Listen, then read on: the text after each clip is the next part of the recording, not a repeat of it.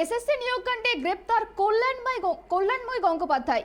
শিক্ষক নিয়োগে দুর্নীতি মামলায় মধ্যশিক্ষা পর্ষদের প্রাক্তন সভাপতিকে গ্রেপ্তার করল সিবিআই। নিয়োগ সংক্রান্ত বিশেষজ্ঞ কমিটির চেয়ারম্যান ছিলেন কল্যাণময়। এসএসসি নিয়োগকাণ্ডে জিজ্ঞাসাবাদের জন্য এদিন ফের তাকে নিজাম প্যালেসে তলব করা হয়েছিল সিবিআই এর পক্ষ থেকে। 6 ঘন্টা জিজ্ঞাসাবাদের পর গ্রেপ্তার করা হলো তাকে। ভুয়ো নিয়োগপত্রে সই করতেন কল্যাণময়, এমনটাই উল্লেখ ছিল বাগ কমিটির রিপোর্টে। এছাড়াও কল্যাণময়ের বয়ানে অসঙ্গতির অভিযোগ। আগামীকাল আলিপুর থানায় পেশ করা হবে কল্যাণময়কে।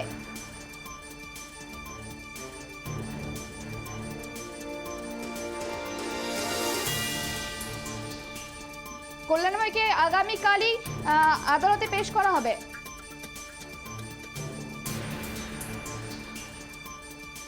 এই বিষয় নিয়ে আরো বিস্তারিত জানবো। আমাদের সঙ্গে রয়েছেন আমাদের প্রতিনিধি আব্দুল আজিজ। আজিজ, কল্যাণময়কে গ্রেফতার করা হয়েছে, এই বিষয়ে কি বিস্তারিত জানতে পারছো?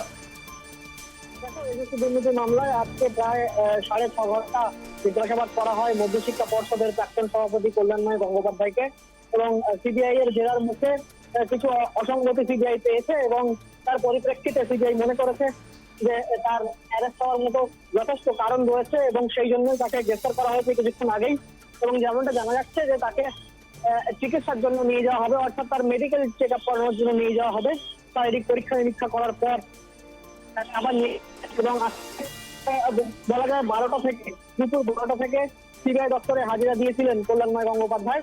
এবং তারপর প্রায় 6.5 ঘন্টা তাকে জিজ্ঞাসাবাদ করা হয় এবং সন্ধ্যে 6:30 নাগাদ সিবিআইয়ের তরফ থেকে ঘোষণা করা হয় যে কল্যাণময় গঙ্গোপাধ্যায় মধ্যশিক্ষা পর্ষদের প্রাক্তন সভাপতি, তাকে গ্রেফতার করা হয়েছে এসএসসি মামলায়। এবং সেই সময় যে দুর্নীতিটা হয়েছে, যার ঘুরি প্রমাণ ইতিমধ্যে সিবিআইয়ের কাছে রয়েছে, সেই মামলায় কল্যাণময় গঙ্গোপাধ্যায় একজন গুরুত্বপূর্ণ উইটনেস বলা যায়। এবং তাকে জিজ্ঞাসাবাদ একটানা করেছে সিবিআই। এর আগেও তাকে ডেকে পাঠানো হয়েছে, তাকে জিজ্ঞাসাবাদ হয়েছে, তার অফিস ছাড়তে হচ্ছে, বাড়ি ছাড়তে হচ্ছে।